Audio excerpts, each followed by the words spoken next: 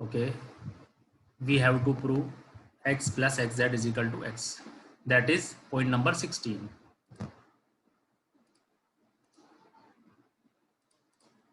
X plus xz is equal to x. Okay, तो first step क्या होगा prove करने का? अगर हम इसे ट्रूथ टेबल से प्रूव करना चाह रहे हैं, अगर हम उसके बिना करना चाह रहे हैं तो उसके बिना भी हम कर सकते हैं। देखिए मैं आपको दूसरे मेथड से बता देता हूँ। मेथड 1 इसको मान लेते हैं, मेथड 1। इस मेथड में हमने क्या किया? इस मेथड में हमने एक, आपको मैंने एक फार्मूला बताया था कि x x is equal to x ही होता है ये, ठीक है ना? Okay, x x is equal to x ही होता है। जैसे 1 is equal to 1.1 is equal to 1 ही होगा, या 0.0 इज इक्वल टू 0 ही होगा। तो ये बताया था मैंने आपको, इसका यूज कर सकते हैं। तो हम यहाँ पे लिख सकते हैं इस x की जगह, इसको रिवर्स लिख देते हैं, बल्कि x is equal to x x. तो हमने क्या किया इस क्वेश्चन में, इसकी जगह हमने डबल x लिख दिया। ओके, एज पर अब हमने क्या किया, तो ये हो गया x x plus x z, clear, is equal to. अब आपको पता है एक्सेस में से कॉमन ले सकते हैं। जब इसमें कॉमन लेते हैं तो ये फर्स्ट स्टार्टिंग वाला कॉमन ले रहे हैं, तो ये कॉमन ले लिया, तो ये वाला एक्स बचा, प्लस ये स्टार्टिंग वाला एक्स कॉमन ले लिया, जेड बचा, तो ये आ गया एक्स प्लस जेड आ गया, ठीक है। अब देखिए, तो यानी is equal to x x plus z आ गया, यानी हमें क्या करना है, लेकिन अभी हमें x के बराबर प्रूव करना है, ठीक है ना? x के बराबर इसको प्रूव करना है। देखिए, अगर सपोज कीजिए कि x इज इक्वल टू, दो ही केस हो सकते हैं, या तो 0 हो या 1 हो। x इज इक्वल टू 0 है, तो उस केस में क्या होगा? उस केस में ये जो पूरा है ऊपर वाला जो मैंने लिखा है, यानी ये पूरा मैं यहाँ लिख भी देता हूँ ताकि वो डिस्क्रिप्शन भी रहे। केस 1, अगर x इज इक्वल टू 0 है, तो आप देखिए कि जब आप इसकी वैल्यू क्या होगी, इसकी वैल्यू होगी 0.0 प्लस जेड। तो 0 प्लस जेड जेड हो गया, और 0 से मल्टीप्लाई होकर 0 ही हो गया। केस 2, केस 2 क्या है? अगर क्या हो सकता है, x इज इक्वल टू 1 हो, दो ही केस होते हैं, तो तब क्या होगा, x plus z is equal to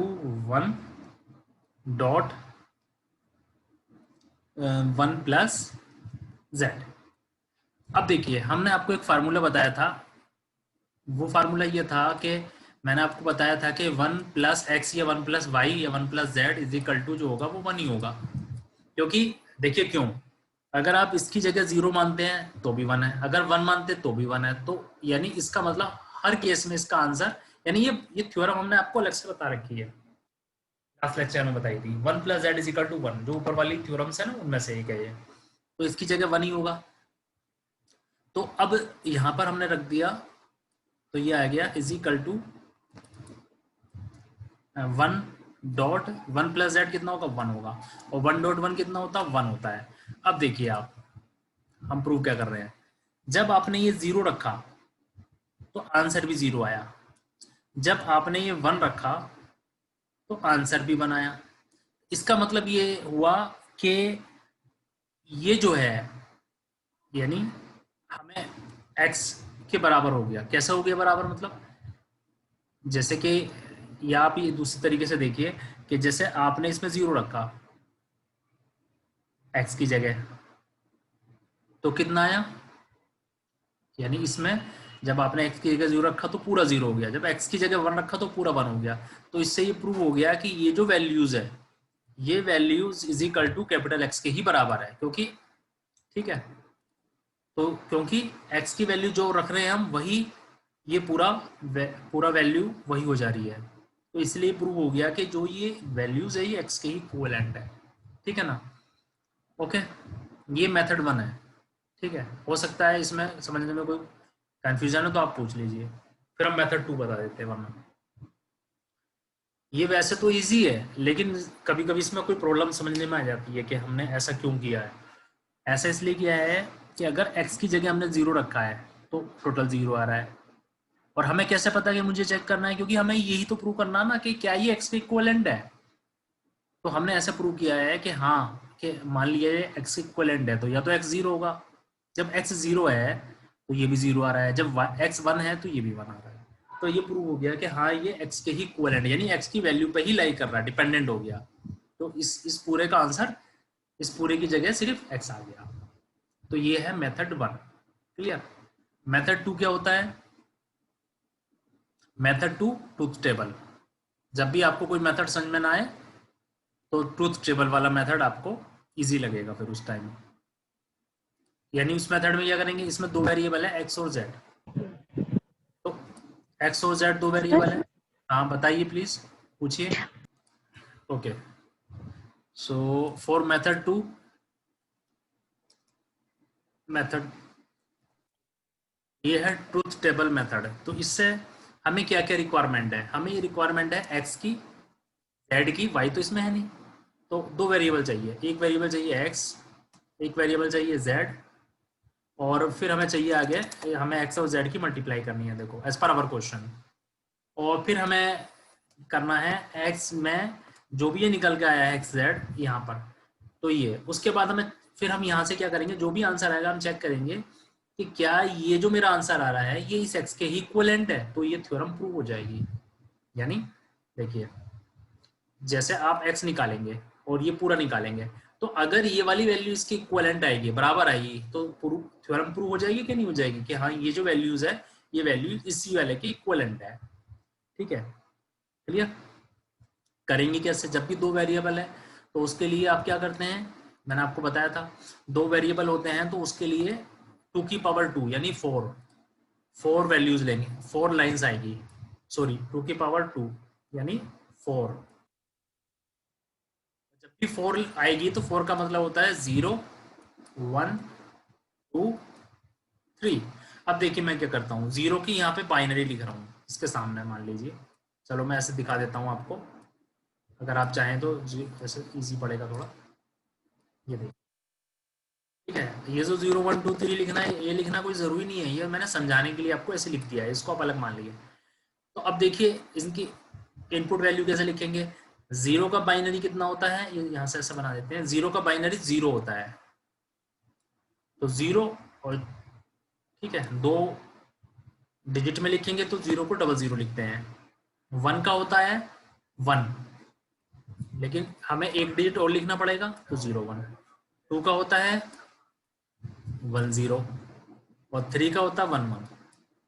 ठीक है, कुछ स्टूडेंट ऐसे भी होंगे जिनको बाइनरी आता ही नहीं, और वो जो है बाइनरी भी, ये जो हम लिख रहे हैं ना, ये भी समझ में नहीं आ रहा होगा। जिसको नहीं आता ना बाइनरी निकालना, वो सीख लीजिए, क्योंकि आप देख रहे हैं सारे क्वेश्चन ही इस बाइनरी हो रहे हैं, यानी आपको रिक्वायरमेंट पड़ती है। और वो वीडियोस मैंने रिकॉर्डिंग करके यूट्यूब पे डाल दी है और लिंक आपको भेज दिया है। ठीक है, अब एक्स जेड का मतलब क्या है, इन दो की डॉट, डॉट का मतलब होता है सीरीज, जैसे सर्किट सीरीज में बनाया था उसे डॉट बोलते हैं। अगर एक सर्किट बना हुआ है उसमें 2 वायर लगे हुए हैं, दोनों ओपन है, दो स्विच लगे हुए हैं, दोनों स्विच ओपन है, यानी दोनों तार ओपन है, कनेक्टेड नहीं है, तो क्या करंट पास होगा? नहीं होगा। अगर 2 सीरीज में लगे हुए हैं, सीरीज समझ गए ना, तो क्या करंट पास होगा? नहीं होगा। अगर 2 सीरीज में लगे हुए हैं, एक ओपन है एक क्लोज एक है, तो क्या करंट पास होगा? नहीं होगा। अगर दोनों तार कनेक्टेड है वो, तब जाके करंट पास होगा। तो ये है, या इसको यूं भी कह सकते हैं इजी लैंग्वेज में, अगर आपको ऐसे ही रटना है, 0 0 की मल्टीप्लाई 0, 0 1 की 0, 1 0 की 0, 1 1 की 1। ठीक है, अब आपको x प्लस एक्स जेड करना है, यानी इसमें ऐड करना है इसको। ऐड करने का तरीका यहाँ पर होता है, ऐड करने को बोलते हैं, यहाँ पर क्या बोलते हैं ऐड करने को, बोलिए। ऐड करने को हम क्या बोलते हैं?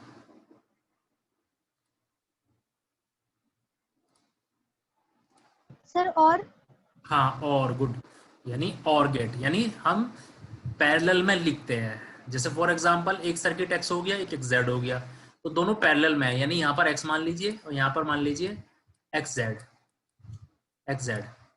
तो अगर आप सर्किट में या तो ये वाला करंट लगा देंगे तो भी करंट पहुंचेगा, x लगा देंगे तो भी पहुंचेगा, क्योंकि दोनों पैरेलल में है, दोनों में से कोई भी।